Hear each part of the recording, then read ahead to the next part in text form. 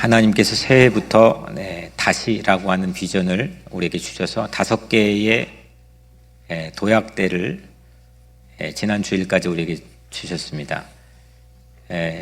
처음엔 다시 사람, 다시 충성, 다시 예배, 다시 믿음, 다시 애통. 그래서 오늘은 다시 출산입니다. 출산은 삶의 시작을 말하죠. 인생의 시작을 말하는데 그 시작을 통해서 우리의 인생이 이루어지게 됩니다. 그런데 성경에서 자신의 출산을 저주하는 사람이 있습니다. 자기의 출산을 저주할 정도로 아주 깊은 심각한 고난을 마주하여 아파하는 사람이 있습니다. 욥이죠. 그는 하루아침에 자녀도 잃고 재산도 잃고 건강도 모두 다 잃었습니다. 그리고 욥은 자신의 출산을 이렇게 저주합니다. 난 날이 멸망하였더라면, 내가 태어난 날이 멸망하였더라면, 사내 아이를 배웠다 하던 그 밤도 그리하였더라면, 이는 내 모태의 문을 닫지 아니하여 내 눈으로 환난을 보게 하였음이로다. 어찌하여 내가 태에서 죽어나오지 아니하였던가? 어찌하여 내 어머니가 해산할 때 내가 숨기지 아니하였던가? 나에게는 평온도 없고 안일도 없고 휴식도 없고 다만 불안만이 있구나. 상당히 인생의 급격한 위기, 이 절벽 앞에서 선 하는 실존적인 삶의 진솔한 고백입니다. 자기 출산, 생일을 처절하게 이렇게 저주할 정도로 욥은 삶의 절벽 앞에 서 있었죠. 우리 교회는 참 출산을 많이 합니다. 그래서 아이들이 많습니다. 지난 주간도 또 한 생명이 태어났습니다. 한 사람의 생이 시작된다는 것, 경이로운 거죠. 그 무엇과도 비견될 수 없는 축복입니다. 그래서 우리 교회 안에서 이 새로운 생명이 출산되는 출산의 축복이 꼭 우리 교회 안에 끊이지 않기를 축복합니다. 지금 그렇게 또 기도하는 가정도 있는데 하나님께서 조만간 생명의 축복을 또 허락해 주실 줄로 믿습니다. 그런데 산다는 게, 출산되어 한 인생을 산다는 게 절벽 앞에 설 때가 있습니다.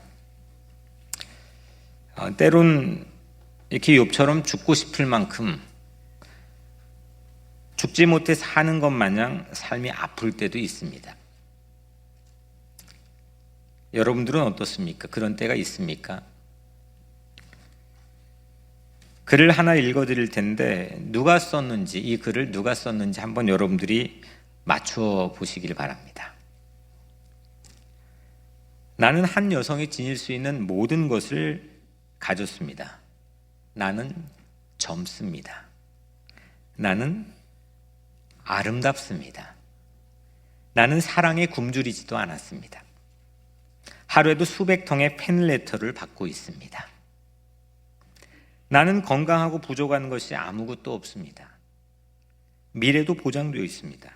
그런데 웬일일까요? 나는 이렇게 공허하고 이렇게도 불행합니다. 누구인지 혹 짐작이 가세요? 그거 외우고 있었습니까? 이게 놀랍게도 세계적인 여배우였죠. 마릴린 먼로의 글이라고 합니다. 결국 그녀는 인생의 허무함을 이기지 못해서 1962년 어느 날 밤 자살로 추정되는 의문사로 인생을 마감합니다. 어느 글을 보니까 이 여배우가 죽기 전에 남긴 짧은 글이 있다고 전해지는데 그 글이 허무 그 자체입니다. 뭐라고 했냐면, 나의 인생은 파장하에서 문 닫은 해수욕장과 같습니다. 인생이 북적북적할 때도 있지만 파장에서 문 닫은 해수욕장처럼 횡하니 공허한 삶의 공간을 우리가 지날 때가 있죠. 이때 이 여배우의 나이가 36살이었습니다. 태어난 날이 멸망하였더라면 이런 욥의 고백과 내 인생은 파장하여 수많은 인파가 다 빠져버리는 문 닫은 해수욕장과 같다고 한 마릴린 먼로의 고백은 이 순간과 찰나는 모두 다 절체절명의 어떤 인간의 삶의 순간에 서 있는 모습을 우리에게 보여주죠. 이런 순간이 왜 없겠습니까? 이런 삶의 순간이 없이 어떻게 인생이 사라지겠습니까? 산다는 게 크고 작을 뿐 이런 파고를 헤쳐가는 거라고 생각합니다.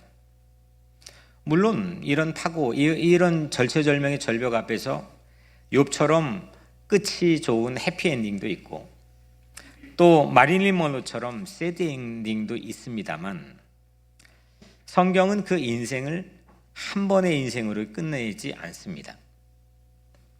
성경은 한 사람의 인생을 세 가지의 삶으로 우리에게 알려주고 있습니다. 먼저 첫 번째는 인생의 서론입니다. 여러분들은 이 인생이 서론 인생, 본론 인생, 결론 인생 있는데 여러분들의 인생 현주소가 어디인지 한번 오늘 말씀 안에 생각해 보면 좋겠습니다.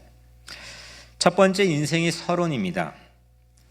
내가 어머니 뱃속에서 10개월 있다가 육적인 출산한 이후의 삶, 피지컬 라이프입니다. 오늘 본문에는 마릴린 먼로를 대변하는 성공한 남자 마릴린 먼로, 니고데모라고 하는 사람을 우리에게 소개해 주고 있습니다. 그는 명망가였습니다. 1절에 그런데 바리새인 중에 니고데모라 하는 사람이 있으니 유대인의 지도자라. 제 성경에는 유대인의 지도자라, 지도자라의 2번이라고 적혀 있고 아래쪽에 보니까 사내들인 공회원이라고 적혀 있습니다. 아마 여러분들의 성경도 마찬가지일 것 같은데 이 사내들이는 거의 대부분 오늘날 요즘에 국회와 같다 이렇게 크리스찬들이 익숙하게 알고 있는데 사실 그걸 넘어섭니다. 사내들인 입법 기능이 있고 사법 기능도 있고 심지어는 누군가를 가르치는 랍비, 티칭의 영역도 관장을 합니다. 상당히 국가의 초월적인 최고의 의결기구입니다. 거기에는 70명의 멤버가 있습니다. 어떨 때는 69명, 70명, 72명, 한 70여 명의 사내들인 공회원의 멤버가 있는데 니고데모는 그 중에 정회원입니다. 상당히 사람들에게 존경을 받는 그런 막강하게 영향을 미치는 자리에 있었죠. 그는 서민의 절대적 지지를 받고 있었던 바리새인에 속해 있던 사람입니다. 예수님도 그를 10절에서 이스라엘 선생으로 말씀하죠. 니고데모는 많은 존경을 받고 또 영향력을 행사하는 국가의 엘리트였습니다. 그는 부족함이 없었습니다. 이것이 니고데모의 피지컬 라이프입니다. 삶이란 무엇일까? 산다는 게 인생이란 무엇일까? 여러 가지 이야기가 있겠지만 산다는 것, 삶이라고 하는 건 먹고 사는 겁니다. 예수님도 이 피지컬 라이프를 간과하지 않으셨습니다. 배고프면 먹여주고 목마르면 마시게 해주고 또 바로 오늘 본문의 전장에는 물로 포도주를 만들어 마시게 했고 아프면 아픈 사람들마다 찾아가 고쳐주시는 장면이 복음서에 있습니다. 예수를 소개하는 복음서 안에는 이처럼 피지컬 라이프를 터치하는 먹고 사는 것에 상당히 많은 분량을 할애해서 우리에게 예수를 소개합니다. 니고데모는 먹고 사는 게 부족하지 않았습니다. 그런데 먹고 사는 거 안에는 만족함은 없습니다. 먹었는데 또 배고픕니다. 그리고 마셨는데 다시 목마릅니다. 먹었는데 또 배고프고 마셨는데 또 목이 마릅니다. 먹고 사는 문제가 라이프에서는 가장 중요한 이슈인데 이 피지컬 라이프를 이끌어가는 힘이 뭘까? 바로 이처럼 빈 것, 공허한 빈 것, 이거를 채워가는 힘이 이 피지컬 라이프를 이끌고 가는 힘입니다. 먹었는데 또 배고파서 비어 있습니다. 채웠는데, 가졌는데, 소유했는데 또 뭔가가 부족합니다. 이거에 대한 인지가 내 피지컬 라이프를 끌고 가는 힘이 되죠. 끝이 없습니다. 그래서 이 끝이 없는 이 피지컬 라이프에는 중간중간에 허망함이라고 하는, 공허함이라고 하는 정거장들이 있습니다. 니고데모도 그런 때를 맞이했던 것 같습니다. 결정적 단서가 2절에 있는데 그가 밤에 예수께 와서 이르되 했습니다. 밤에 찾아왔습니다. 밤에 예수님을 찾아왔죠. 바리새인은 원래 밤에 잘 다니지 않습니다. 그들에게는 규칙과 규례가 있습니다. 더욱이 바리새인들은 당시 예수님과 격한 논쟁이 있었는데 그 바리새인 신분으로 대낮에 니고데모가 예수님을 찾기는 쉽지 않았을 겁니다. 체면도 있고 교양도 지켜야 했습니다. 사람들 시선에 부담을 느낄 수밖에 없었습니다. 그런데 니고데모의 교양에도 불구하고 밤에 예수님을 찾아왔습니다. 그는 밤을 맞이했습니다. 우리도 그럴 때가 있습니다. 피지컬 라이프에는 밤이 있습니다. 배부르면 배고플 때가 있고, 기쁠 때가 있으면 슬플 때가 있고, 웃을 때가 있으면 울 때도 있습니다. 이렇게 피지컬 라이프의 사이클은 북적거릴 때도 있고 파장에 문 닫은 해수욕장 같을 때도 있습니다. 이게 인생입니다. 예수님도 광야에서 사람이 떡으로만 살 것이 아니라고 말씀해 주셨죠.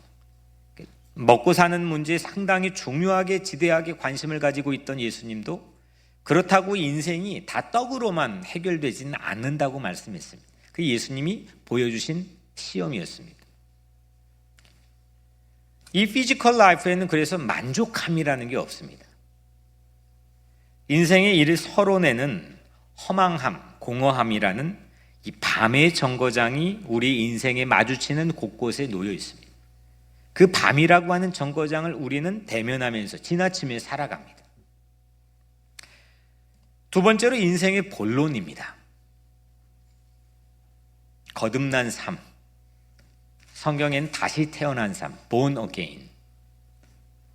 스피리추얼 라이프입니다. 영적인 삶이라고 부르죠. 니고데모가 이렇게 말합니다. 2절에 그가 밤에 예수께 와서 이르되 라삐여 우리가 당신은 하나님께로부터 오신 선생인 줄 아나이다. 하나님이 함께 하시지 아니하시면 당신이 행하신 이 표적을 아무도 행할 수 없음이니이다. 니고데모는 알았던 거죠. 예수님이 피지컬 라이프를 위해서 행하신 많은 미라클, 기적들, 이것이 보통이 아니구나, 비범하다는 것을 알았습니다. 그는 이런 이유로 예수님께서 하나님이 저분은 하나님이 진짜 함께 하시는 분이야. 하나님이 함께 하시는 라비라고 하는 것을 이 니고데모는 알아차렸습니다. 그래서 그렇게 말했습니다. 대단한 겁니다. 니고데모 자신도 랍비인데 본래 세상 삶이라는 게 자기들 분야에서 잘난 사람들을 만나게 되면 더 인정하려고 하지 않습니다. 밀어내든지 질투하든지. 그런데 이 니고데모는 예수님을 하나님이 함께 동행하는 랍비로 보았습니다. 같이 랍비인데 그 랍비를 인정했습니다. 상당히 대단한 것입니다. 그럼에도 불구하고 이 니고데모는 피지컬 라이프의 레벨을 벗어나지는 못했습니다.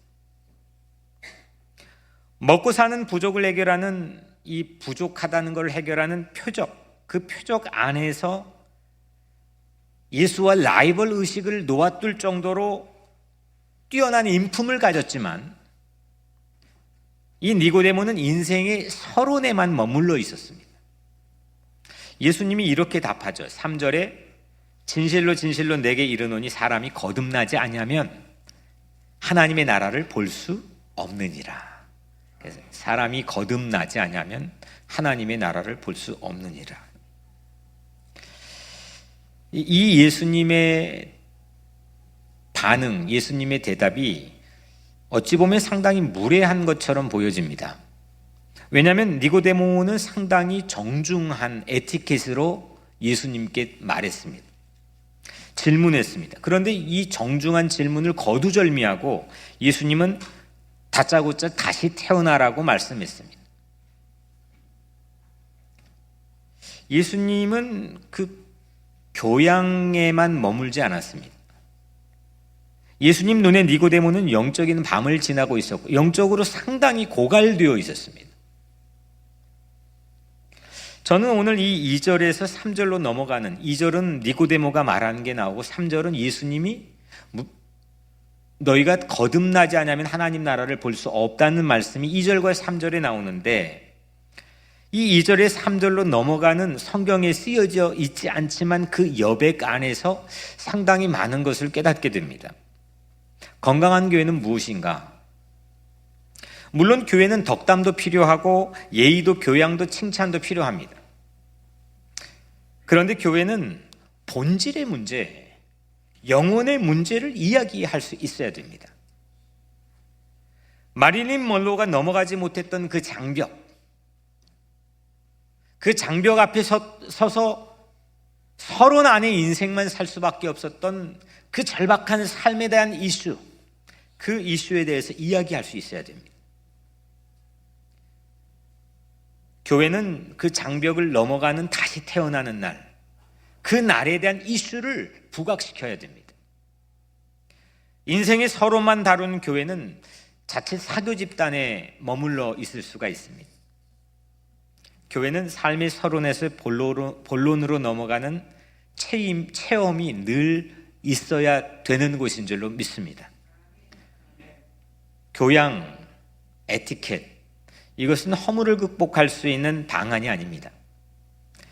교회는 두 번째 출산이 이루어져야 됩니다. 예수님이 이렇게 말씀했습니다. 거듭나지 아니하면 이 구절은 인생의 두 번째 삶을 이야기하는 거죠. 인생의 본론을 이야기하는 겁니다. 거꾸로 첫 번째 인생, 거듭나지 아니하면 이 두 번째 인생을 얘기하는 건데 이거 바꿔 생각해 보면 첫 번째 인생이 있다고 하는 걸 전제하는 거죠. 예수님은 이 피지컬 라이프와 스피리추얼 라이프가 있다는 걸 말씀하는 겁니다. 왜 삶이 서론에만 머물러 있으면 하나님의 나라를 볼 수가 없는 거냐? 하나님의 나라를 목격할 수가 없는 거냐? 왜 방향을 잃을 수밖에 없는 거냐? 이 문제에 대해서 예수님께서는 관심을 갖기를 원했습니다. 서론은 질문은 많은데 예리하고 통찰력 있고 영감 있는 질문들은 꽉 차 있는데 정말 괜찮은 질문들은 하는데 전개가 없습니다. 그 다음으로 나아가지를 못합니다. 허물을 이야기하지만 그 허물의 원인을 파악하지 못하고 극복하지 못합니다. 대안이 없습니다. 인간의 욕망 때문이죠. 부족에서 오는 불만족, 끝이 없는 부족함에서 오는, 결핍에서 오는 불만족, 그에 따른 인간의 끊임없는 욕망의 확산, 이것이 우리 죄를 멈추지 못하게 합니다. 그런데 예수님은 그 자리에서 거듭나야만, 다시 출산되어야만 하나님의 나라를 볼 수 있다고 말씀하십니다. 거듭난다는 것은 우리의 영이 다시 태어나는 겁니다. 죄로부터 우리의 영이, 우리의 삶이, 우리의 인생이 벗어나는 거고 자유를 얻는 겁니다. 하나님의 자녀가 되어서 하나님의 한 가족으로, 하나님의 가족으로 다시 출산되는 겁니다. 하나님 나라의 시민권을 가지고 새로운 스테이터스를 가지고 살아가는 것입니다. 이 인생의 서론의 절벽에서 본론의 인생으로 넘어가는 것, 이게 다시 거듭 태어나는 겁니다. 이 다시 출산되는 이슈, 이 거듭남의 문제가 우리 각자의 크리스찬이라고 한다면 우리 각자의 마음 안에서 가장 빅 이슈가 되어야 되고 우리 공동체 안에서 가장 큰 이슈가 되어야 됩니다. 왜냐하면 교회의 가장 커다란 본질이기 때문입니다. 거듭이라고 하는 말은 again이죠. again. 이건 헬라어로 원어 안에서 아노덴입니다. 아노덴. 이건 중의적인 의미가 있습니다.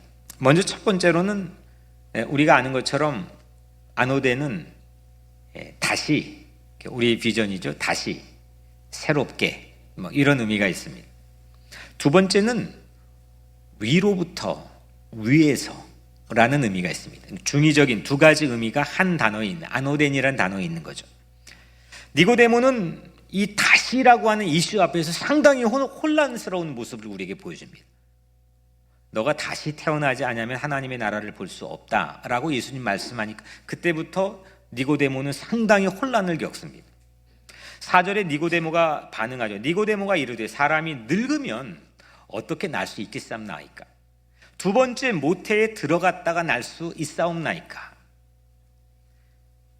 이 니고데모는 이 아노덴을 그냥 다시 새롭게 이걸로만 받아들이는 거죠. 인식의 영역에서 그 단어 안에 있는 중의적인 의미에서 한 가지를 생각했습니다. 그 생각한 게 두 번째 모태에 그러면 다시 들어갔다가 나와야 되는 겁니까? 라고 얘기하는 거죠. 두 번째 모태에 다시 들어갔다가 출산되는 게 가능합니까? 불가능합니까? 가능해요? 불가능해요? 불가능한 거죠. 그러니까 다시라고 하는 의미를, 이 중의적 의미를, 아노덴이라는 의미를 하나만 이해했던 니고데모는 두 번째 모태라고 하는 불가능한 영역에만 머물러 있습니다. 불가능한 영역에서 다시 또 다시 하는데 인생의 서론 안에만 있는 거죠. 이 피지컬 라이프 안에서의 개혁을 이야기하는데 인생의 서론 안에서만 이야기하는 겁니다. 그런데 예수님은 아노덴, 이 다시를 위로부터의 의미를 말씀했습니다. 하나님으로부터, 위로부터, 위에서 하나님께서 주시는 출산이죠. 이 사건이 우리에게 있어야 된다는 거죠. 하나님이 주시는 출산, 하나님께서 나를 잉태하여 세상에 출산해 주시는 두 번째, 내 인생의 본론, 내 인생의 거듭남, 내 인생의 아노덴의 사건, 이게 우리 각자의 삶의 중요한 이슈가 되어야 된다는 것.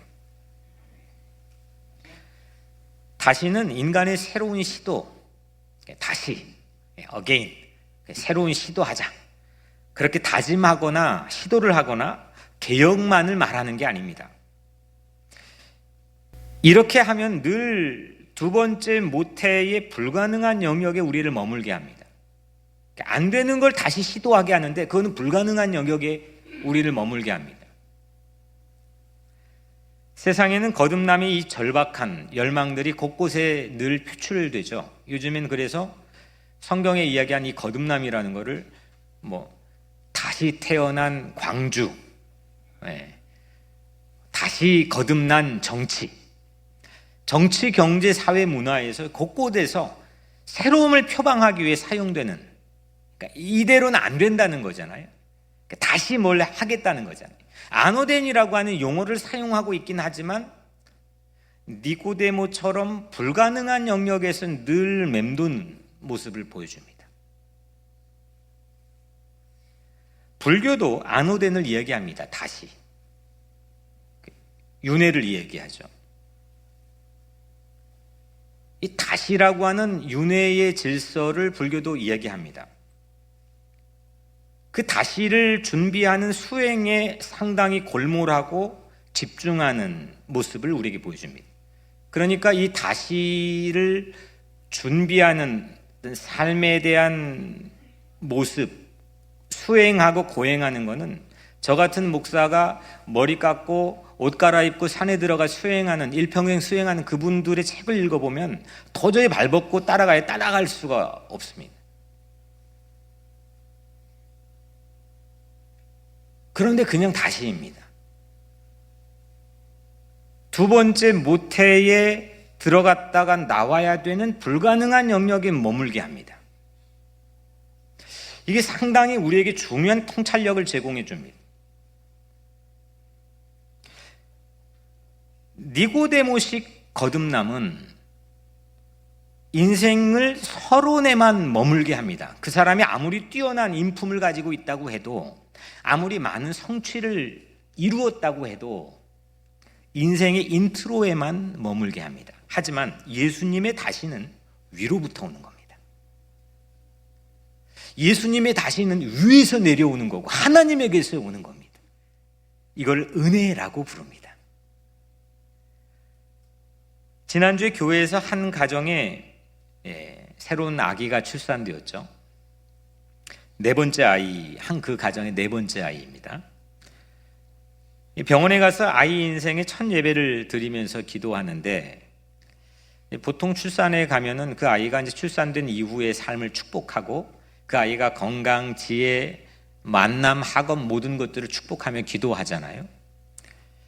하나님께서 제 마음속에 그렇게 기도하게 했습니다. 이 아이가 하나님, 오늘 출산되어서 이렇게 많은 축복과 기쁨을 우리에게 나누고 있지만 하나님, 이 아이가 거듭나게 해주세요. 이 아이가 잘 예수 믿고 인생의 서론에만 머물지 않고 거듭나 인생의 본론에 진입하게 도와주세요. 우리 각자의 삶에서도 그런 기도가 우리 각자의 삶을 위해서 있어야 될 줄로 믿습니다. 지난주에 믿음의 아버지인 홍영배 장로님께서 98세 일기로 하나님 부름을 받으셨죠. 처음부터 믿음의 아버지는 아니었습니다. 늘 장로님께서 제게 간증을 해주셨던 거에는 늦은 중년의 거듭남을 체험했습니다. 그런데 장로님께서 말씀해 주신 그 중년에 체험했던 거듭남은 마치 콤파스의 중심으로 모든 모양을 그려내는 것처럼 장로님 인생의 결정적인 센터 역할을 했습니다. 그리고 믿음의 아버지가 되었습니다. 장로님께서 하나님의 부름을 받자마자 우리 교회에 또 믿음의 자녀가 출산되었습니다. 아이의 이름이 정믿음입니다. 이름이 믿음이지만 이 아이도 결국은 거듭남의 체험이 필요하죠. 우리는 이 이슈 자체를 어느 순간 망각해 버릴 때가 있습니다. 나의 거듭남이건 내 자녀의 거듭남이건 내 주변의 이웃이건 이 두 번째 인생의 본론에 대한 이슈를 우리는 어느 순간 놓쳐버릴 때가 있는 것 같습니다. 상당히 불필요한 많은 액세서리와 같은 인생의 것들에 관심을 가지고 분주하게 움직일 때가 있죠.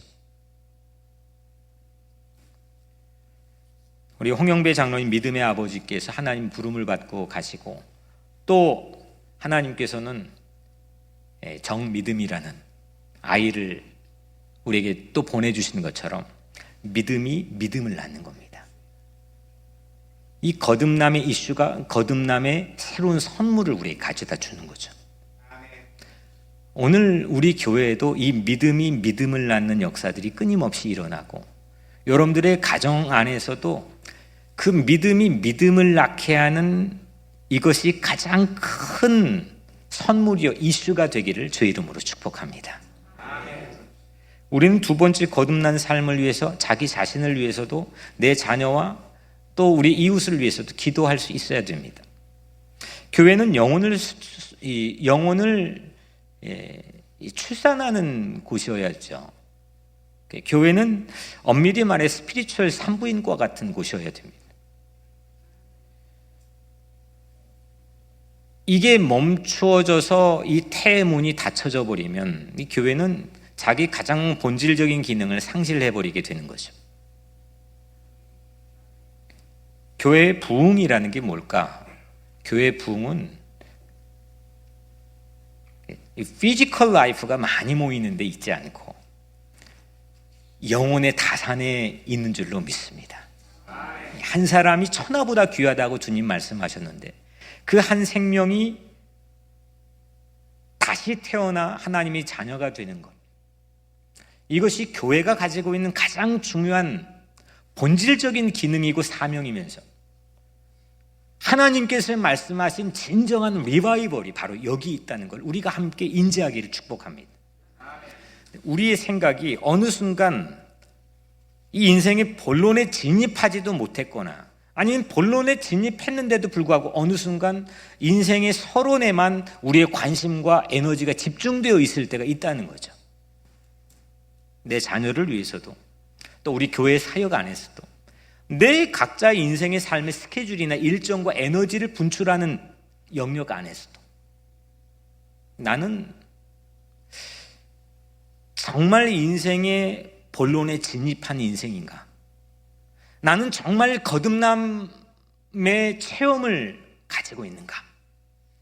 거듭남의 체험을 가지고 있다면 정말 내 삶에 대한 지대한 관심과 에너지는 그 거듭남이라는 본론, 인생의 본론에 집중되어 분출되고 있는가?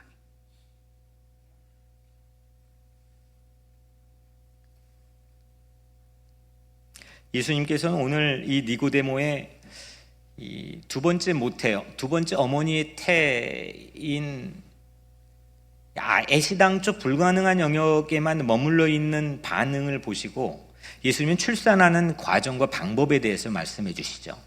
5절의 말씀에 진실로 진실로 내게 이르노니 사람이 물과 성령으로 나지 아니하면 하나님의 나라에 들어갈 수 없느니라. 뭘로요? 물과 성령으로. 물과 성령으로. 물은 씻기고 비우고 성령은 채워주시는 거죠. 물과 성령은 예수 그리스도입니다. 물은 내 죄를 씻기기 위해 예수님이 십자가에 못 박혀 죽으시고 숨을 거두신 후에 옆구리에 뭘 받으셨죠?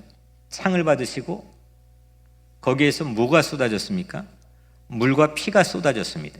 우리는 그 물과 피를 통해 진짜 사랑, 나를 위한 희생의 사랑, 나를 용서해 주시고 거듭나게 하시는 그 사랑을 우리 모두가 함께 받았다고 고백합니다. 물은 내 죄를 씻기 위한 예수 그리스도의 육신의 삶, 십자가에 죽기까지, 십자가에 못 박혀 죽기까지의 삶, 다시 말하면 예수님의 인성의 삶이 물입니다. 성령은 뭐냐? 내가 다시 출산된 삶을 살아갈 수 있도록 채우시는 예수 그리스도의 부활 이후의 삶, 예수님의 신성이죠. 이 예수님의 인성과 신성이 바로 물과 피로 표현되는 우리를 거듭나게 하는 하나님의 선물입니다. 그래서 물과 피는 예수 그리스도를 말씀합니다. 예수 믿고 다시 출산되는 우리 각자의 거듭남의 체험을 통해서 우리 모두가 희망의 자리에 서시기를 주의 이름으로 축복합니다.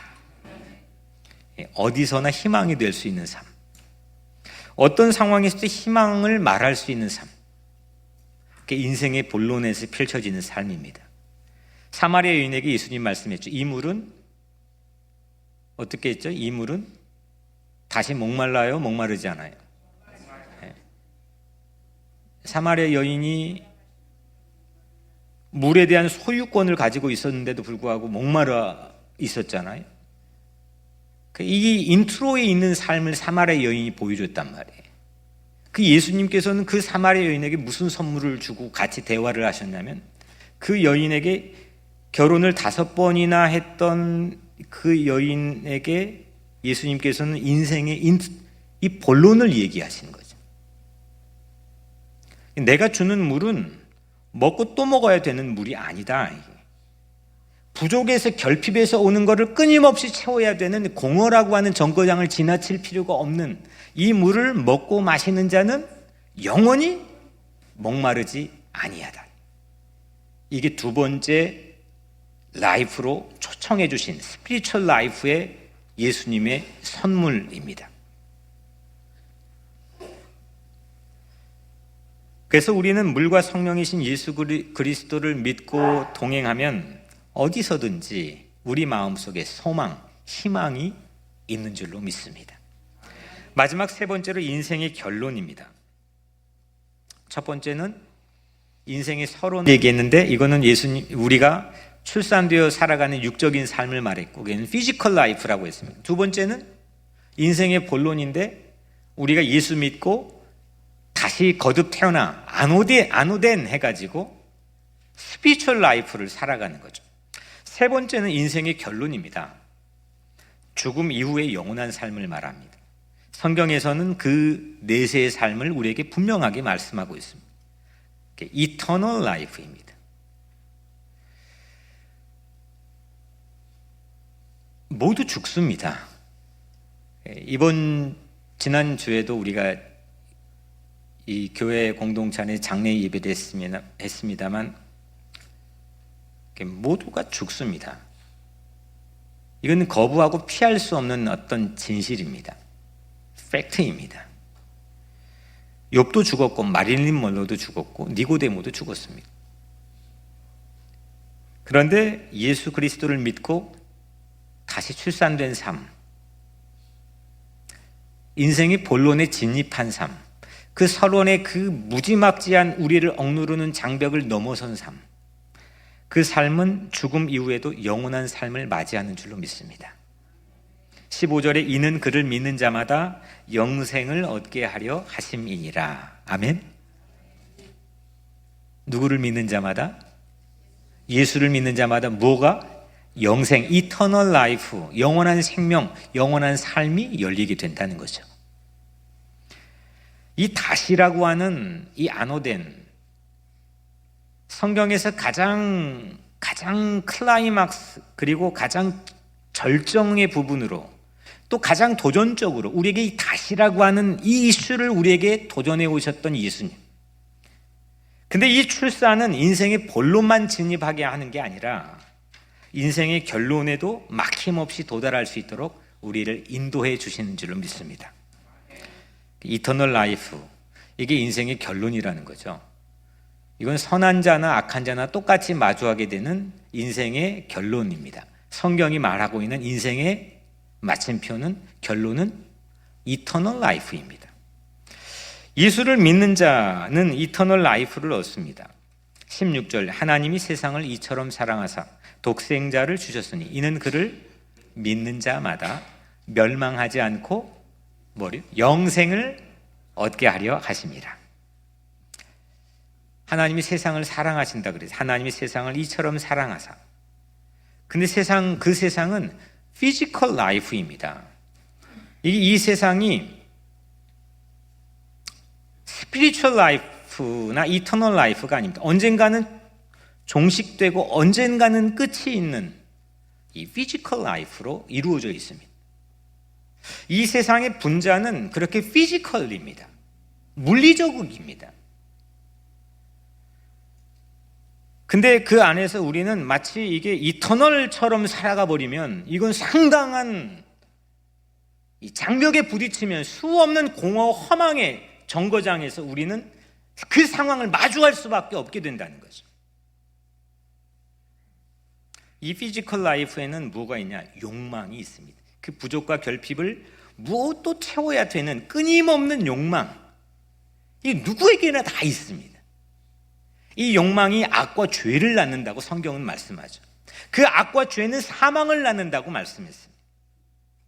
욕망과 악이 가득한 이 피지컬 라이프의 세상, 근데 이 세상을, 이 자격 없는 세상을, 자격 없는 우리를 하나님이 세상을 이처럼 사랑하셨다는 겁니다. 이게 자칫 우리가 세상에 신앙생활을 하며 살아가면서 이 영과 육, 속과 이 성을 구분해가지고 예수 믿는 사람 세상에 대해 전혀 관심 없이 살아가도 무방하다는 그런 모양으로 살아간 예수님은 그러지 않았습니다. 끊임없이 피지컬 라이프에 포커스하고 있었습니다. 그리고 하나님은 오늘 우리가 너무 잘 알고 있는 이 말씀에 하나님이 세상을 이처럼 사랑했다는 것은 스피리추얼 라이프를 사랑한 게 아닙니다. 자격이 있어가지고 두 번째 인생에 진입한 사람만을 사랑한 게 아니라는 거죠. 아주 괜찮고 매력 있는 사람을 사랑하자는 게 아닙니다. 하나님은 피지컬 라이프를 사랑했다는 겁니다. 욕망이 가득 차 있고 사랑할 자격이 없는 그 세상을 사랑했다는 겁니다. 하나님은 우리의 피지컬 라이프를 여전히 놓지 않고 사랑해 주십니다. 그게 근거가 되어야 됩니다. 그게 우리 삶의 동아줄이 되어야 됩니다. 그게 우리 삶의 마스터키가 되어야 됩니다. 내가 스피리추얼 라이프를 내 기도 열심히 하고 예배 열심히 드리니까 하나님 나를 사랑해, 그게 아닙니다. 그건 우리의 헌신과 우리 공로에 의지할 수밖에 없습니다. 여전히 서론에만 논리에 갇혀서 불가항력적인, 불가능의 두 번째 모태의 영역에서 머물게 합니다. 우리를 그 장벽을 뛰어넘게 하는 힘이 뭐냐? 하나님이 세상을 이처럼 사랑했다는 겁니다. 하나님의 놀라운 긍휼입니다. 하나님의 감당할 수 없는 긍휼이고 은혜입니다. 그래서 하나님께 독생자를 주셨고, 그 독생자 예수 그리스도를 믿으면 멸망이 없다고 말씀했습니다. 영생을 얻게 해주신다 했습니다. 이터널 라이프는 이렇게 죽지 않고 영원히 사는 게 이터널, 영원하다는 거죠. 영원히 고통받는 것, 내가 그냥 영원히 고통받는 것, 그걸 성경에서는 지옥이라고 합니다. 그런데 예수 믿고 거듭난 사람들에게 영혼은 천국이죠. 희열이죠. 행복이죠. 평화죠. 요한계시록 21장 4절 말씀이 다시는 사망이 없고 애통하는 것이나 곡하는 것이나 아픈 것이 다시 있지 아니하리니 처음 것들이 다 지나갔음 이러라. 피지컬 라이프의 다시, 첫 번째 인생의 서론의 다시, 여기에는 눈물이 많고요, 사망에 대한 두려움이 있고요, 애통이 있고요, 병도 있고요, 곡하는 것도 있습니다. 하지만 이터널 라이프의 다시는 이런 고통과 눈물과 곡하는 것이 없이 위에서부터 우리에게 주어지는 것인 줄로 믿으시길 바랍니다. 사랑하는 여러분, 혹시 나의 이 피지컬 라이프가 파장하여 문 닫은 해수욕장 같습니까? 혹 그와 같을지라도 우리는 어떤 상황에도 희망이 있습니다. 그 희망의 근거는 하나님이 세상을 이처럼 긍휼히 여겨주시고 사랑해 주시기 때문입니다. 인생에는 본론과 결론이 있다는 거죠. 인생은 반드시 어떤 상황에서도 본론이 있습니다. 그거는 나이별로 어느 연령대는 청년이고 그 다음은 중년이고 노년이 아니고, 인생의 성경에 판단하고 해석하는 인생은 그 서론과 본론과 결론은 피지컬 라이프에 머물러 있느냐, 스피리추얼 라이프에 진입했느냐, 이터널 라이프를 소망하고 살아가느냐. 예수를 믿고 다시 위로부터 출산하는 삶을 사시기를 축복합니다. 그게 여러분들의 마음속을 움직이는 메인 이슈가 되기를 바랍니다. 우리 교회는 스피리추얼 라이프의 승부를 걸어보기를 바랍니다. 우리 교회는 한 사람의 생명을 다시 출산하는 이 일에 태문이 닫히지 않는 타산의 부흥이 임하기를 축복합니다. 예수를 믿읍시다. 예수를 나눕시다. 예수를 잘 믿읍시다. 예수를 누립시다. 예수 안에 주님의 모든 것이 있는 줄로 믿습니다. 기도하겠습니다. 은혜로우신 아버지 하나님, 오늘 우리에게 주신 말씀처럼 우리의 라이프, 내게 부여된 이 인생의 시간을 성경적인 렌즈를 통해서 해석하게 해주셨습니다. 하나님, 우리가 아직도 인트로에 있다면, 서론에만 머물러 있다면 그 장벽을 오늘 예수 그리스도를 바라보고 믿음으로 넘어가게 하여 주옵소서. 진입하게 하여 주옵소서. 다시 태어나는 아도된 사건이 우리 삶에 있게 하여 주옵소서. 그래서 우리 삶의 영혼을 바라볼 수 있도록 도와주시고 우리 모두가 영원한 삶이 소망이 되게 하여 주옵소서. 예수 그리스도의 이름으로 간절히 기도드리옵나이다. 아멘.